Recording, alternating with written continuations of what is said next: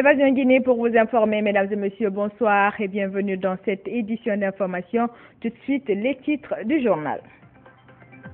Le Premier ministre Mohamed Saïd Fofana a procédé ce mercredi au lancement de la 32e édition du concours national de lecture, récitation et interprétation du Saint-Coran. Il est organisé par le secrétariat général aux affaires religieuses. Et puis 1 million de francs guinéens par centre d'enrôlement est la somme octroyée par la CENI à chaque centre d'enrôlement.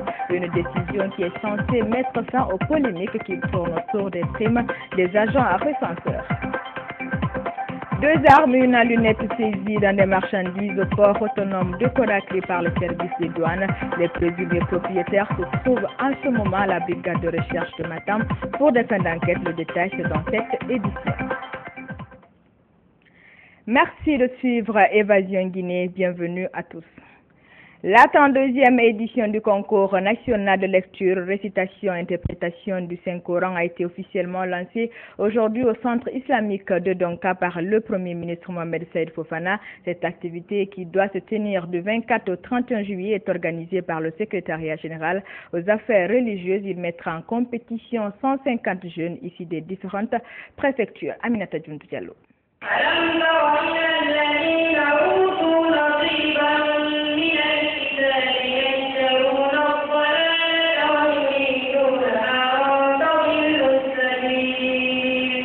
Cette cérémonie d'ouverture a regroupé les ambassadeurs du Royaume-Uni, d'Arabie Saoudite, les représentants des ligues régionales et préfectorales et quelques imams de la capitale. Durant une semaine, ces 150 jeunes venus des 33 préfectures du pays compétiront en lecture, récitation et interprétation du Saint-Coran au compte de cette 32e édition. L'objectif est de cultiver le pardon et la tolérance au sein de la communauté musulmane. Le secrétaire général des affaires religieuses a rassuré le Premier ministre de la multiplication des bénédictions pour le bonheur des Guinéens, une manière d'éviter à la Guinée des violences comme celles survenues à Zérékoré ces derniers temps. C'est porté aussi devant le Premier ministre et le Président de la République, le professeur Alpha Condé, que les bénédictions continuent sans aucune condition pour que la fraternité se consolide en Guinée, pour que nous nourrissions du pardon et la tolérance. Les événements de Zérékoré, c'est des événements que nous regrettons. Nous demandons à l'ensemble de ces enfants, à l'ensemble des imams de 12 000 mosquées et quelques, de faire face à Allah pendant ce mois béni de Ramadan pour bénir la Guinée, pour faire éviter ce pays de ce qui s'est déroulé à Zérékoré. Le Premier ministre qui a présidé la cérémonie d'ouverture a tout d'abord salué l'initiative avant de donner la signification du Coran et les comportements que doivent adopter tous musulmans, mais particulièrement les participants pour le rayonnement de l'islam en Guinée. Chaque musulman doit se soumettre corps et âme, physiquement et moralement, intérieurement et extérieurement, aux ordres du Saint-Coran et à ceux de la Sunna.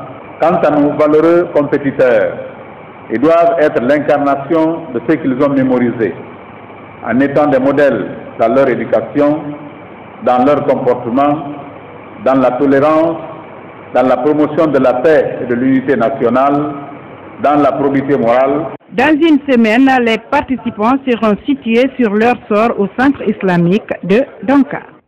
Dans l'actualité également, le ministre délégué au budget a procédé ce mercredi au lancement officiel des travaux de la première session de formation des apprenantes des CAF en coupe confection en haute couture. C'est une initiative du ministère des Affaires sociales à travers la direction générale du service d'appui à l'autopromotion féminine. L'objectif est de permettre à ces femmes de se perfectionner en couture afin de valoriser le textile guinéen. La cérémonie s'est déroulée en présence de certains membres du gouvernement Fanta Conté.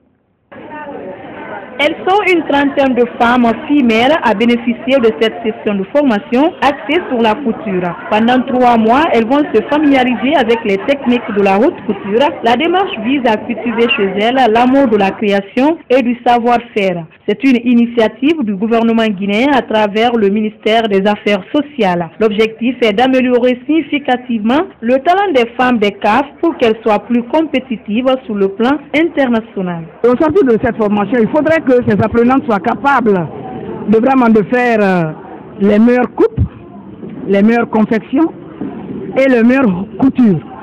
C'est ça que nous attendons. Il faut qu'elles soient capables de faire des coupes sur le patron, de découper les motifs sur les patrons et que pour la finalité, on arrive vraiment à avoir des tenues valables, des tenues appréciables. En fait, c'est pour promouvoir un peu le textile guinéen.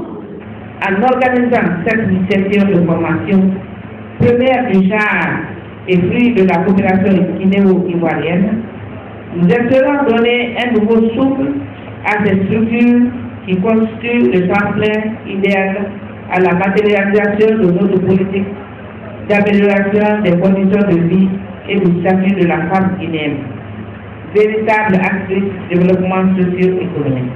Cette session de formation est appuyée par la Côte d'Ivoire. Elle sera assurée par 2 stylistes ivoiriens qui vont partager avec ces femmes leur savoir-faire. Je voudrais demander aux braves formateurs et aux apprenants de faire preuve de disponibilité, de ponctualité et d'égards et d'activité qui sont les gages de la réussite de la présente session de formation.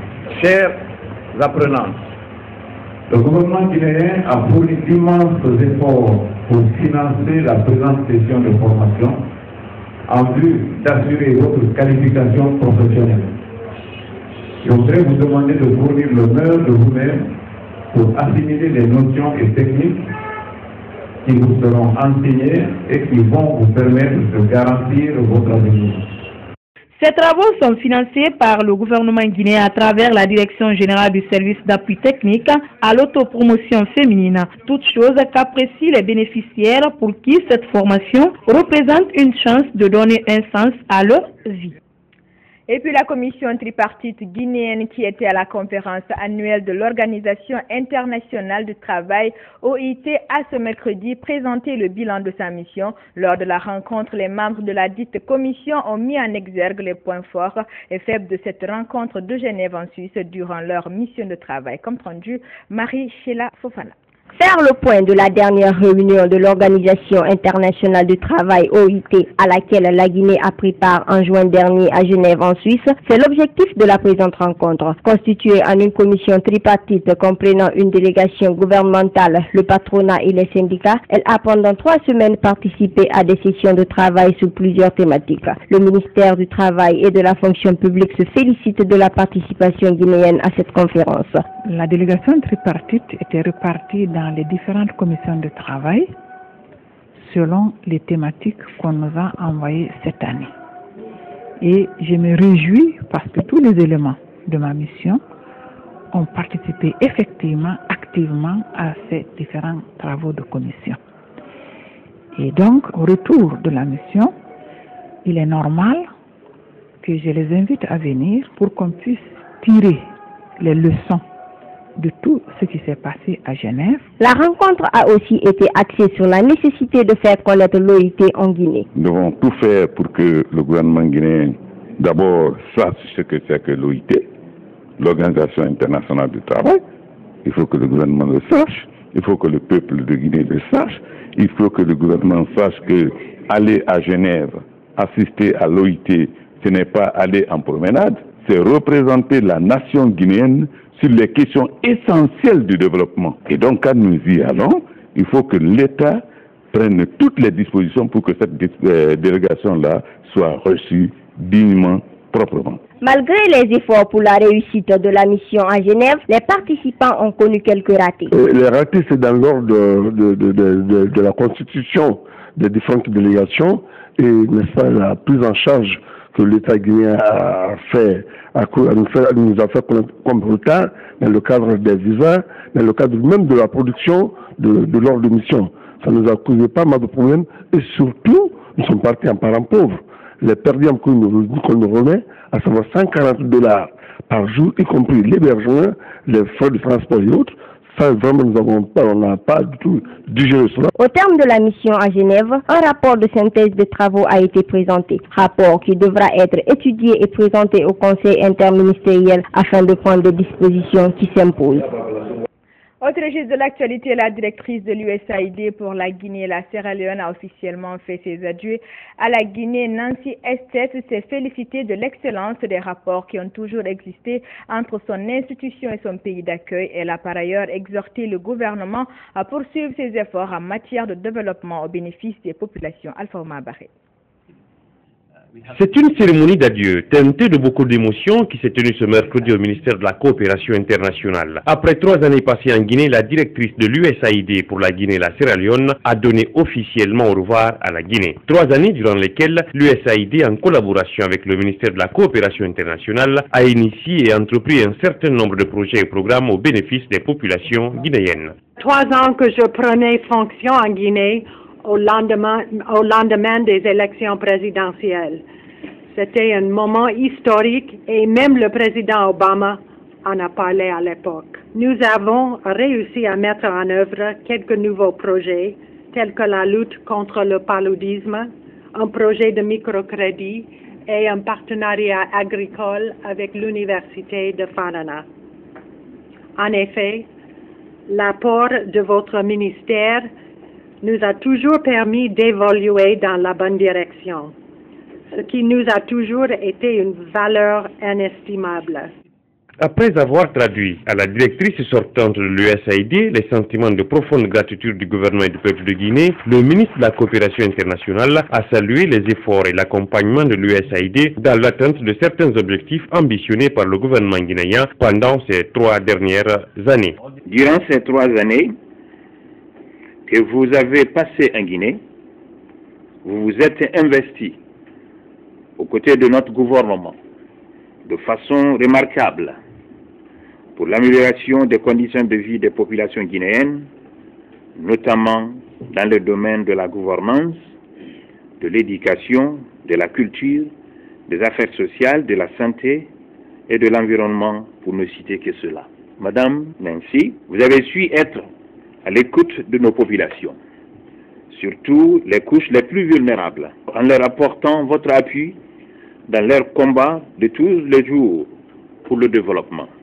Depuis 50 ans, l'USAID œuvre aux côtés de la Guinée dans son processus de développement et l'appui de ses différentes politiques en matière de croissance économique. Je vous le disais en titre, fini les polémiques autour des primes des membres des CARL, commission administrative de révision des listes électorales. Peut-on espérer la CENI décide de leur octroyer une subvention d'1 million de francs guinéens par centre d'enrôlement. L'institution a conféré ce mercredi avec les partis politiques engagés dans le scrutin du 24 septembre. C'était pour leur dire de s'impliquer dans la sensibilisation de leurs représentants au niveau des CARL en vue de la réussite des opérations de révision complémentaires en cours. Reportage Mamadi Kamisoko. Les opérations de révision exceptionnelle des listes électorales en cours sont une étape cruciale quant au respect de la date du 24 septembre prochain au compte des élections législatives. Mais avec la menace de boycott dans les CARL, la CENI se devait de prendre le devant en rencontrant les partis politiques candidats. L'institution, frappée par un contexte financier difficile, est passée de 17 millions de dollars américains de budget prévisionnel à 12 millions de dollars, d'où la décision d'accorder une subvention d'1 million de francs guinéens par CARL. Nous avons des statistiques où par endroit, vous avez 27 personnes, 27 représentants dans une CARL. Vous avez d'autres endroits où c'est 8 et vous avez 2000 CARL. Mettez le doigt là-dedans sur le plan financier, mais c'est tout le budget, je dirais la moitié du budget qui risque d'aller. Et c'est la raison pour laquelle, pour des questions d'opérationnalisation et de possibilités financières, la CENI avait adopté le principe de faire une subvention. C'est d'octroyer 1 million par CARL. La CENI invite tous les partis politiques à s'impliquer davantage à la fois dans la sensibilisation des citoyens pour que nous ayons une très bonne élection, mais en même temps aussi la sensibilisation de leurs représentants dans les CARL pour faire comprendre que la CENI n'a pas les moyens financiers pour payer plus que ce que la CENI a eu à annoncer. Selon le président de la CENI, la Guinée est dans une période exceptionnelle qui demande des mesures exceptionnelles et des dispositions financières exceptionnelles. Un message que les partis politiques ont compris et promettent de s'investir au niveau des CARL pour une compréhension de leurs représentants. Nous, opposition, nous nous sommes battus, nous avons eu des morts, nous avons eu des blessés, nous avons eu des emprisonnés. Ce n'est pas pour de l'argent qu'on l'a fait, c'est pour une conviction, c'est pour des principes que nous nous sommes battus. Donc aucun d'eux n'est délégué par un parti pour chercher de l'argent. Si on leur donne de l'argent pour en faire le transport, c'est tant mieux. Personne ne cracherait dessus. Mais ce n'est pas l'objectif essentiel. L'objectif, c'est d'avoir des élections libres et transparentes. L'objectif pour nous, ce n'est pas d'envoyer nos délégués au niveau de ces cadres pour se procurer quand même de l'argent, mais notre objectif, c'était d'aller observer le déroulement de cet enrôlement qui nous est aussi cher et très important pour nous. Donc nous, à notre niveau, nous allons essayer de les informer, de les sensibiliser et de comprendre et d'avoir l'esprit patriotique et surtout pour le parti. D'autres aspects techniques liés à la préparation des élections législatives ont été évoqués par différents responsables de la CENI, parmi lesquels l'acheminement de 17 000 urnes dans les zones reculées du pays, l'envoi de 30 000 PV ainsi que 96 000 enveloppes sécurisées. 24 000 isoloirs sont aussi commandés et 6 formations majeures, tant à l'intérieur qu'à l'extérieur du pays, sont prévues. L'actualité sur un même plan débuté le 13 juillet dernier. Les opérations de révision des listes électorales se poursuivent dans les 5 communes de la capitale. Sur le terrain, notre équipe de reportage s'est accentuée ce mercredi sur le niveau de formation des opérateurs de saisie et aux conditions d'enrôlement des citoyens. Élément de réponse avec Saran Kamara. Chargés de l'aspect technique de la révision des listes électorales, les opérateurs de saisie jouent un rôle clé dans le fonctionnement du processus électoral, d'où la nécessité de leur maîtrise parfaite des kits et des procédures requises. On a été formé dans tout, la saisie, l'empreinte, l'impression, tout. C'est la première fois on recensait par jour plus de 80 et quelques, mais cette fois-ci on peut recenser par jour 2 fois 20, 2 fois 30, 2 fois 30 et quelques. 2 fois aujourd'hui, même on n'a recensé qu'une seule personne. Chez nous, quand même, on utilise très bien les kits. Depuis qu'on a commencé, on n'a pas eu de problème avec nos kits. De Kaloum en passant par Dixine, le constat reste le même. Manque d'affluence des citoyens au niveau des différentes carles visitées. Interrogés, certains citoyens disent n'être confrontés à aucune difficulté pour se faire enrôler. Je suis venu pour le recensement, moi vraiment je ne me suis pas rencontré en difficulté, ça se passe bien, je finis de me recenser, je me fais que 15 minutes ici. C'est un de mes voisins là-bas qui m'a dit va recenser. Je dis j'attends un peu, il m'a dit que c'est presque fini, ça il reste que 3 jours. Après aujourd'hui je suis venu pour recenser. Il m'a donné une niveau 4 encore pour recenser. Il n'y a pas de difficulté. Par contre, Bandian Sidibé, lui peine à se faire enrôler dans la CARL 06. Je suis venu pour me recenser. Pour le moment, c'est pas fait parce que je n'ai trouvé personne. On me dit que le président est sorti. Je suis obligé de l'attendre. A souligner que certains opérateurs de saisie n'ont pas voulu se prêter à nos questions. Pour motif, ils cherchent à passer inaperçus déjà qu'ils appartiennent à d'autres services. Autre registre de l'actualité, 2 armes, une à lunettes viennent d'être saisies dans les marchandises au port de Conakry par la douane. Le propriétaire présumé de ces armes a été arrêté et se trouve actuellement à la brigade de recherche de Matam pour des fins d'enquête. Un chauffeur a été aussi interpellé au barrage de Kaka pour détention d'une arme de guerre. Reportage Benoumar Silla. Ibrahima Sori Bangoura, chauffeur de profession, a été interpellé vendredi dernier au barrage de Kaka sur la route de Kindia pour détention illégale d'un fusil PMAK. Mamadou Alpha Diallo, diaspora guinéen, résident aux États-Unis depuis 20 ans, lui aurait dissimulé 2 fusils dans les marchandises à destination de Conakry. Ces armes seraient découvertes par la douane au port lors du dépotage du conteneur mardi 23 juillet dernier. Mamadou Alpha Diallo, ici à ma droite, et Ibrahima Sori Bangoura, ici à ma gauche, l'un pour faire usage d'une arme de guerre dans un vol à main armée à Kaka, et l'autre, résident aux États-Unis, a profité d'une commande de marchandises pour introduire sans déclaration un fusil à lunettes de marque Gamon et un fusil à pompe. Si Ibrahima Sori nie les faits, Mamad Alpha lui déclare avoir importé les 2 fusils pour surveiller les animaux de son frère dans l'enclos. Maintenant, nous, on fait patron Naranyira.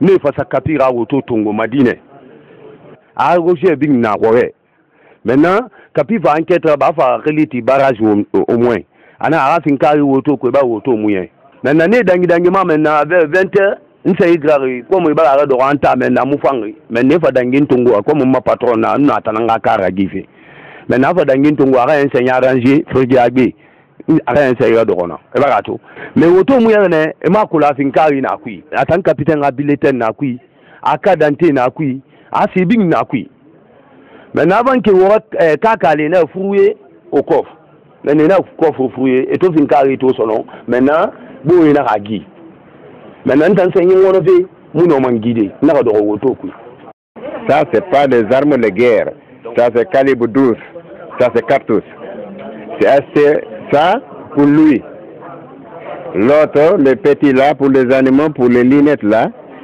ça c'est pour les oiseaux, c'est assez pour son fils. Vous n'avez pas rien, et la loi ici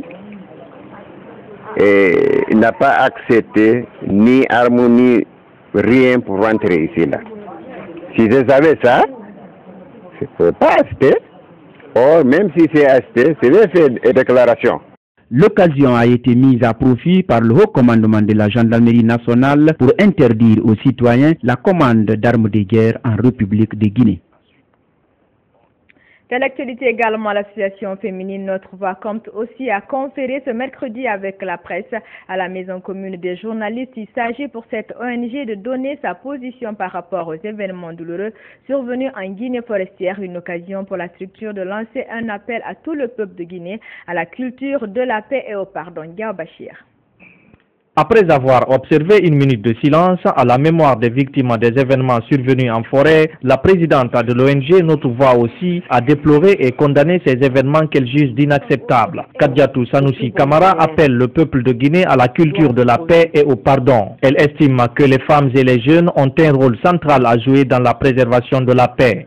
Le choix de ce thème est lié aux tristes événements qui n'arrêtent de perpétrer, d'envahir ou de détruire à petit feu notre chère patrie, car vous le savez autant que moi, un mort de plus est un mort de trop.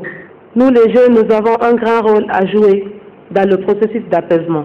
Nous devrons nous donner la main afin d'éradiquer cette violence. L'ONG estime enfin qu'aucune nation ne peut se développer sans la paix et l'acceptation. Pour y parvenir, la vice-présidente pense que le pardon devrait être le cheval de bataille de tous les Guinéens. Nous sommes unanimes que l'ethnie ou l'appartenance politique ne sont que des accessoires en dehors de la nation. Parce qu'on vous appellera Guinée avant tout. Unissons-nous, parce que la réconciliation est aujourd'hui un impératif pouvant nous propulser dans le cercle des nations fortes. Battons-nous, car la paix n'est pas seulement l'absence de mésentente entre les hommes, mais c'est l'acceptation de tous et de toutes. Pardonnons-nous, car la haine détruit en l'homme le sens des valeurs et d'objectivité. Malgré ces maigres moyens, l'ONG Notre Voix aussi effectuera des tournées de sensibilisation et des meetings sur la paix à l'intérieur du pays, notamment en zone forestière. Un compte rendu signé Gao Bachir et puis les différentes formations politiques du pays continuent à condamner les derniers événements qui se sont déroulés en Guinée forestière. Ce mercredi, c'est l'Union pour le progrès et le renouveau UPR qui, dans une déclaration, a condamné ces événements. Le parti a aussi lancé un appel au peuple de Guinée pour la préservation de la paix et la quiétude sociale. Suite aux événements dramatiques survenus à Zérékoré et Beila, les 15, 16 et 17 juillet 2013, l'UPR regrette et condamne fermement les tueries, les destructions de lieux de culte et d'édifices privés enregistrés. L'UPR présente ses condoléances les plus attristées aux familles éplorées et souhaite aux blessés un prompt rétablissement. Ces crises récurrentes dans la région aggravent la déchirure du tissu social, préjudiciable à la promotion de la paix et de la cohésion nationale. C'est à ce même titre que l'UPR s'élève avec véhémence contre toute incitation à la violence et à la haine pour quelque motif que ce soit et de quelque personne morale ou entité sociale que ce soit. L'UPR appelle l'ensemble des acteurs de la vie nationale, la classe politique, les médias, les forces de défense et de sécurité, les ONG, etc., à une plus grande implication dans la résolution de cette crise sociale qui secoue la région forestière pour éviter qu'elle ne se propage. Fidèle à ses orientations politiques, héritées de feu Siraju Diallo, l'UPR prône la promotion de la paix, de la non-violence et rappelle que le recours à la justice est la seule voie à suivre pour la résolution de tout conflit dans l'état de droit que nous ambitionnons. L'UPR lance un appel pressant aux autorités à tout mettre en œuvre pour faire la lumière sur ce qui s'est passé et à prendre les dispositions nécessaires pour prévenir de tels événements. Jour J-4 au Mali, après 18 mois de crise politique, le pays organise le premier tour de la présidentielle. À Bamako, le matériel électoral est prêt. 7 millions d'électeurs sont appelés à désigner le successeur de John Kounda Traoré, le président par intérim. Au Niger, la communauté touareg aspire à la paix et à la stabilité. Reportage. Cette famille touareg est installée depuis une vingtaine d'années à Niamey. Dans la cour, il y a la fameuse tente, celle du voyage, celle que l'on retrouve dans le désert. Ici, on commente beaucoup les élections maliennes, ou plutôt la crise malienne. La division nord-sud n'a pas échappé à ceux qui partagent un destin commun avec ceux qu'ils appellent leurs frères maliens. Si le président est démocratiquement élu au Mali, on va peut-être voir le règlement du conflit. Il y a déjà eu des combats. Et cela n'a rien réglé. Maintenant, il faut que tout le monde joue le jeu de la paix. Le quotidien chez les Touaregs, c'est d'abord l'hospitalité. Mais ici, avant de jouer de la musique, certains ont tenu les armes lors de la rébellion Touareg au Niger dans les années 80-90. Cet homme avait 11 ans lorsqu'il a pris dans les mains sa première Kalachnikov. Pour celui qui a perdu beaucoup de camarades au front, la solution ne passe plus par les armes. Parce que le Mali est un pays et tout ce qui va arriver au Mali passera jusqu'au Niger. Niamey, une ville d'apparence tranquille, pourtant ici, la crise malienne ou sahélienne a frappé de plein fouet cette apparente quiétude. Plusieurs actes terroristes ont cherché à déstabiliser le pays, mais au Niger, l'unité n'en a été que plus renforcée. Les Touaregs sont bien intégrés dans la vie politique. Les Nigériens ont continué à cimenter leur unité à travers un facteur extrêmement important qui est l'islam. Et ça a constitué une nation plus ou moins. Alors qu'au Mali, les deux parties du Mali ont un parcours assez différent. De la réussite des élections maliennes dépend aussi l'avenir du Niger. Un destin lié par un fleuve, divisé parfois aussi.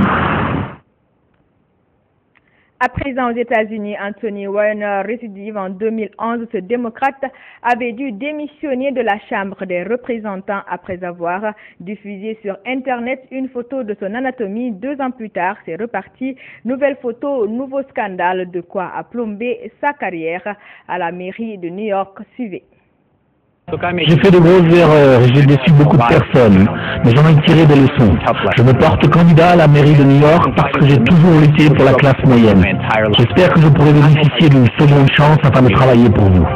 Voici ce que plaide Anthony Weiner dans sa vidéo de campagne diffusée sur Internet. Le démocrate affirme qu'il a changé, mais aujourd'hui il est rattrapé par ses démons. Un site américain a publié des captures d'écran de ses conversations avec une jeune femme de 22 ans, ainsi que de nouvelles photos osées. Certaines choses qui ont été publiées aujourd'hui sont vraies et d'autres non. Ce que j'ai fait était mal, il n'y a aucun doute là-dessus. Ce comportement est derrière moi. Et je me suis excusé auprès de mon épouse Uma. J'ai eu son pardon. Et je lui en suis reconnaissant. Anthony Weiner a également déclaré qu'il restait en lice pour l'investiture démocrate dans la course à la mairie de New York. 2 ans après avoir démissionné du Congrès pour avoir envoyé sur Twitter, selon lui, par erreur, une photo de son slip bombé en gros plan, son épouse, une ancienne collaboratrice d'Hillary Clinton, lui apporte encore une fois son soutien. Alors vraiment, ce que je veux dire, c'est que je l'aime. Je lui ai pardonné, je crois en lui, et comme nous l'avons dit dès le début, nous allons de l'avant.